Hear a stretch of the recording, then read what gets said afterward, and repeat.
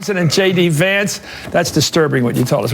That damning soundbite you just saw implicates Trump's running mate JD Vance and sets up the headline of today's breaking story from CNN that reads, JD Vance repeatedly indicated in 2016 that he believed Donald Trump had committed sexual assault. And I tracked down the evidence for an open and shut case that proves there has been an assault on JD Vance's moral character. When I saw the story on CNN in text form, I went looking for the 2016 video to share with you, and I gotta tell you, of all the things I've researched and presented, this video was the hardest to find and extract. But no worries, Occupy Democrat CSI is on the case, and you're gonna want to stick around for Exhibit A and see what JD Vance said, proving that he made a deal with the MAGA devil. And JD Vance, if you happen to be watching right now, please blink twice if you are being held hostage against your will, because that is the only other explanation that seems plausible when we compare what you said then to the person you represent yourself as now. Now let's set the stage for the bombshell moment by looking at the beginning of an episode of Hardball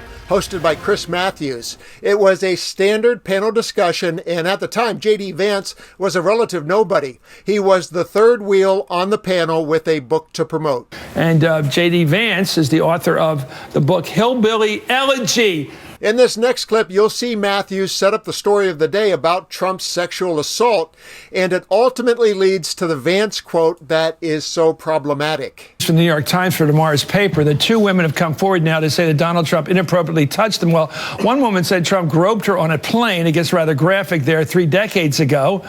And the other says he inappropriately kissed her on the mouth in 2005. Guys, I get the feeling we're looking at a fire hydrant that's been turned on by... Yeah, look, I think that once we had the revelations of last Friday, and then we had Trump get up in the debate and say it was just locker room talk and I never did these things, of course, it's natural that we would have women coming out saying, no, actually he did do it. And now let's hear the grisly details from the victim's point of view. Here's Jessica Lee recounting that encounter with Donald Trump. These are not memories that you want to go over.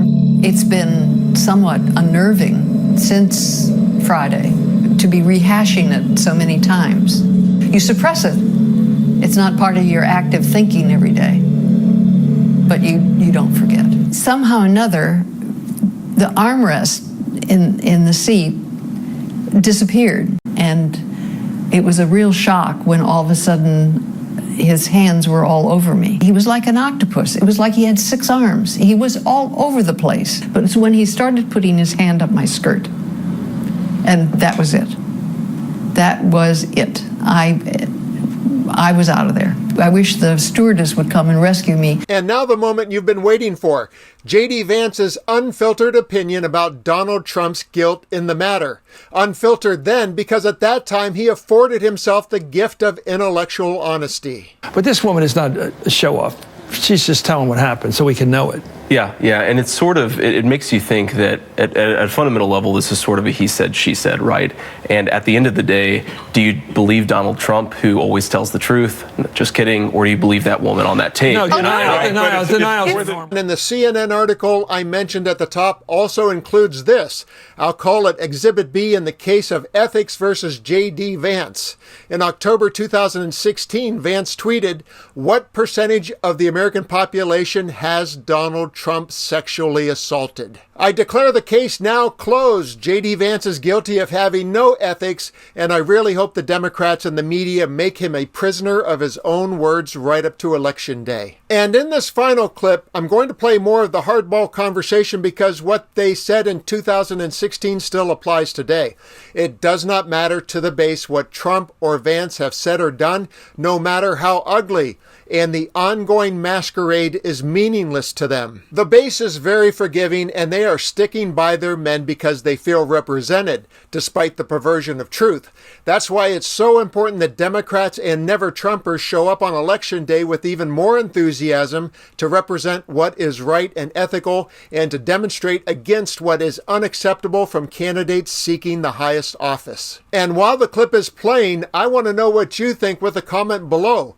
Please share your thoughts about the hole Vance has dug for himself, and if you think presidential hopeful Kamala Harris, a former prosecutor of sex criminals, should keep beating the drum on Trump's predatory past and Vance's bankruptcy of the soul. That's disgusting. And what struck me about that story is that when the New York Times reporter confronted Trump about it, he screamed at her and said, "You're a horrible person," which is just classic abusive behavior. In all your years of journalism, that pattern of people when they feel unshackled, if you will, to use his latest phrase, they feel that the story's developing, they're not alone, and they feel that the message they've always kept to themselves is now part of the public discussion, and they feel free. This woman's 74 years old.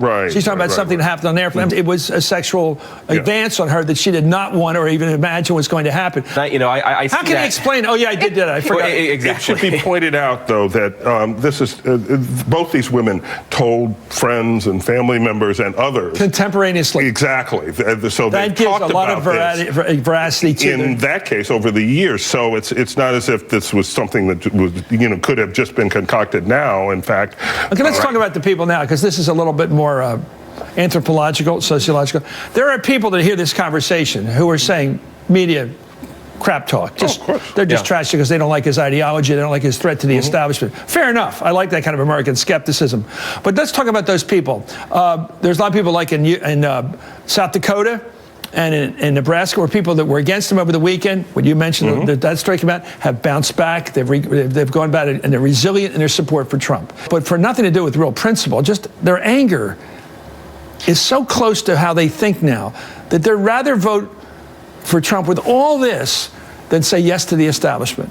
Right. It's not really a moral choice anymore of who's the better candidate. It's really about an extreme distrust of government, an extreme distrust hatred of Hillary. A hatred of Hillary, but a sort of a fear of authority in general. I think. What's Hillary mean to these people that stick with Trump? Why does he know, like today, I'm going to jail her. I'm going to put her in jail. It used to be I'll get a special prosecutor. Well, that's escalated too. I'm just going to throw in the slammer.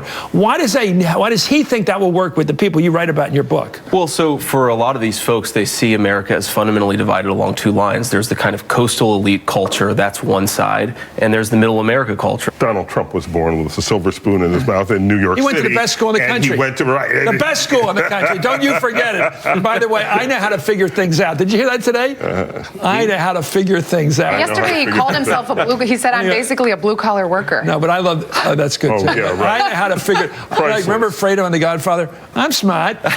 Trust me, I'm like a smart person.